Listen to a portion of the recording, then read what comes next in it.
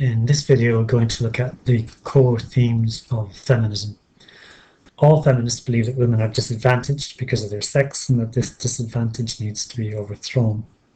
And the four core themes within feminism are challenging the traditional public-private divide, or the traditional sexual division of labour, or as Howard puts it in the most recent edition of his textbook, redefining the political. The second core theme is patriarchy and challenging the effects of patriarchy. The third core theme is highlighting the differences between sex and gender. And the fourth core theme is highlighting the tensions between equality and difference feminism. The traditional notion of a public-private divide was premised on the assumption that women's biological differences from men made them domestic creatures, best suited towards the private sphere, not the public one. As such, there was a sexual division of labour. Traditional notions of what was political also located politics in the arena of the public rather than private life. The public sphere entailed government institutions, education, careers, art and literature, and was seen as the domain of men. You can Google great political philosophers, page of men, Google famous artists, famous politicians, or Google even currently today CEOs, and you have to scroll down a bit before you get to a female CEO. So the public sphere, even today you could say, is largely seen as dominated by men. On the other hand, the private sphere entailed the family, child rearing and domestic work, and was seen as the realm of women. This traditional distinction between a public and a private sphere has been approached in different ways by different groups of feminists. Such a distinction between a public and a private sphere is broadly accepted by liberal feminists who aim to establish legal and political equality for women in the public sphere, but also allowing women greater access to the public sphere from the private sphere if they wish. But liberal feminists are wary of what they would describe as politicising the private sphere, which according to liberal theory is a realm of personal choice and individual freedom. Therefore, the main focus for liberal feminists has been to allow women access to the public sphere if they wish to from the private sphere, and in the public sphere then to ensure there is legal and political equality, that women have equality of opportunity in the public sphere. In contrast to this, radical feminists have sought to challenge this liberal focus on the public sphere and seek to end the divide or dismantle the divide between public man and private woman, insisting that politics is an activity that takes place within all social groups. It is not just confined to government or other public bodies. As we saw in Made in Dagenham, and we watched it, there was two kinds of politics operating. There was the traditional notion of politics, which was the women's campaign for equal pay with the men. The women were engaged in the public sphere and traditional activities, pressure group activities through trade unions, political participation through marches, contacting their MPs and so forth. That was the traditional notion of politics. However, there was also the second notion of politics, which was the politics of relationships between the main female characters and their husbands or male counterparts. And so radical feminists sought to redefine politics, and Millett, in her book Sexual Politics, defined or redefined politics as power-structured relationships, arrangements whereby one group of persons is controlled by another. For radical feminists, politics does not stop at the front door, as the phrase goes, and the key phrase is the personal is political. For radical feminists, female oppression operates in all walks of life. Indeed, it originates in the private sphere, in the patriarchal family, and radical feminists have been concerned to analyse how this process of socialisation takes place, the politics of everyday life, which includes conditioning within the family, distribution of housework, and sexual conduct. So radical feminists would say for females to achieve equality, you've got to focus on the private sphere and dismantle the patriarchal structures there. That female disadvantage or subordination or underrepresentation in the public sphere is merely a reflection of or originates in the private sphere. The third group of feminists, socialist feminists, have also criticised this public-private divide, but they have a different analysis. They view the private sphere as political in a different sense. They view women's role within what they call the bourgeois family as linked to the maintenance of the wider capitalist economic system. So for socialist feminists, female subordination originates, as with all of the things with socialist analysis, with the economic structure of society, which determines all other aspects of society. And it merely serves the interests of capitalism to keep women confined to the private sphere. The second core theme is that of patriarchy. The term patriarchy, literally ruled by the father, is used to describe the dominance of men and the subordination of women in society at large. Although, as with the public-private divide, different strands place different emphasis on its importance.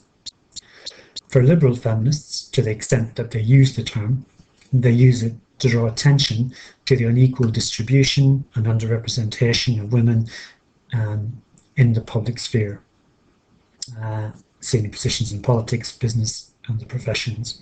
So patriarchy for radical feminists can be seen in the public sphere and in the lesser role that women play and the disadvantage that women suffer in the public sphere. And they aim to reduce the patriarchal elements within the public sphere to allow women greater access and opportunity. For socialist feminists, patriarchy can only be understood in the light of social and economic factors. Patriarchy operates in tandem with capitalism. That gender subordination and class inequality are interlinked systems of oppression. As we saw with the public-private divide, it suits the interests of capitalism to have a patriarchal structure, women confined to the private sphere and men dominant in the public sphere. In contrast to liberal and socialist feminists, radical feminists place the most importance on the existence of patriarchy. They believe that the dominance of the father within the family, in the private sphere, is the source of male supremacy in all other institutions and in the public sphere. They see patriarchy as a systematic, institutionalized and pervasive form of oppression that is rooted in the family and is then merely reproduced in all other walks of life.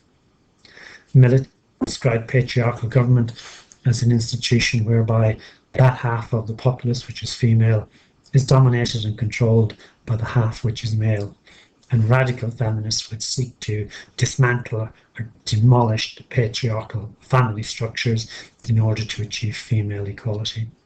Millett also suggested an additional aspect to male dominating female is that elder male shall dominate younger male. As such, patriarchal society is characterized by both sexual and generational repression. In summary then, liberal feminists and patriarchy use the term to draw attention to an equal distribution of rights and entitlement in the public sphere. Socialist feminists emphasize the economic aspects of patriarchy. They see it as operating in tandem with capitalism, gender subordination and class inequality as interlinked systems of oppression. Some see gender inequality as merely a function of or a consequence of the class system.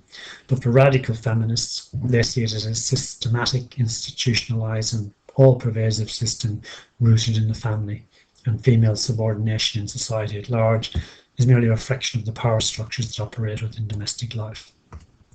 The third core theme is that of the differences between sex and gender.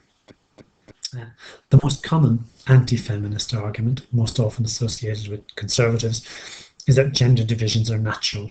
In short, biology is destiny. That when babies are born, boys and girls, their position in life is predetermined. You know, boys will be doctors, girls will be nurses, boys fix things, girls need to get things fixed, and so forth. However, this has been challenged by feminists. They would argue that sex refers to biological differences between males and females, which is basically the reproductive differences. These are natural and unalterable, but a person's sex should have no social, political, or economic significance. Gender, however, is a cultural term, referring to the different roles ascribed to men and women, and which are not natural, but are imposed or politically constructed. So, for example, the typical kind of list of female characteristics and male characteristics that most people will probably see and recognize. Feminists would say that these characteristics are not natural. Boys and girls are not born with these, but they are merely characteristics that they develop through a process of socialization.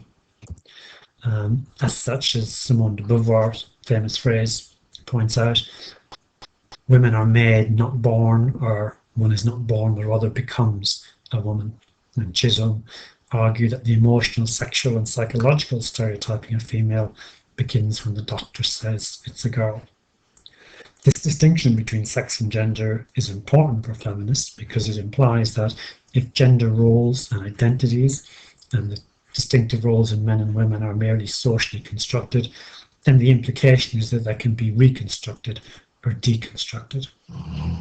Most feminists argue that sex differences between men and women are in fact relatively minor, that we both possess the genetic imbalance inheritance from both mother and father. As such, human nature is said to be androgynous, and men and women should not be judged on their sex as individuals or persons. Going back to our list of characteristics, androgyny implies that these characteristics are not peculiar to women, and these characteristics are not peculiar to men, but that men and women share all of these characteristics together, and it's only through a process of socialization that they become pigeonholed to the different sexes. The goal of many feminists is therefore to achieve a genderless personhood, a concept of gender divorced from biological sex differences. Although the term personhood has been rejected by radical feminists in terms of the more political term sisterhood.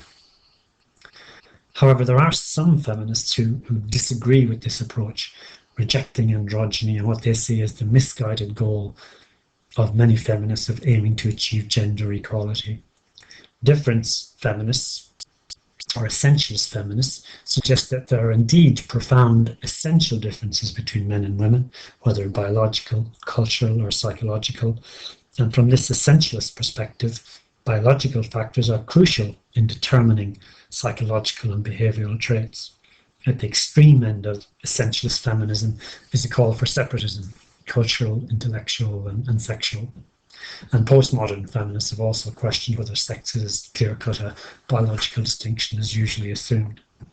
And this leads into the fourth core theme, which is the tensions between equality and difference feminists.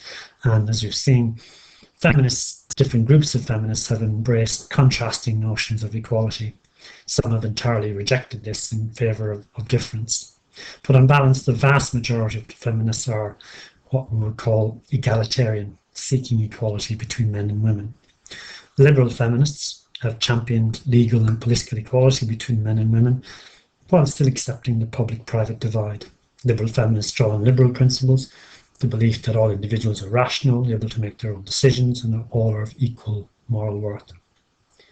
While liberal feminists draw on liberal principles, socialist feminists draw on socialist principles, the belief that the capitalist system is characterized by exploitation, with one class exploited by another, which is dominant in terms of economic and social power, a position which is supported by the political system. Socialist feminists therefore would argue that equal rights are meaningless unless women also enjoy social and economic equality, something that is not possible within the capitalist system. So if women wish to overcome this disadvantage and subordination, then the priority should be to get rid of capitalism. In contrast to both of these, radical feminists are also egalitarian, but they reject the approach of all other ideologies and are primarily concerned with achieving equality in family and personal life. And they see this as a necessary precondition for achieving equality elsewhere. Radical feminists argue that disadvantage and oppression originates within the patriarchal family and is merely replicated in wider society.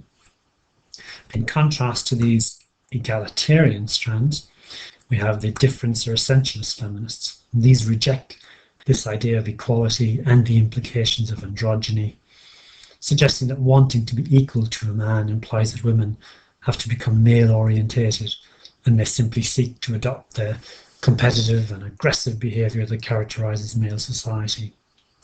These essentialist feminists adopt a range of approaches, Pro-one feminists who accept that sex differences have political and social importance advance a positive image of female attributes such as creativity, caring, human sympathy and cooperation.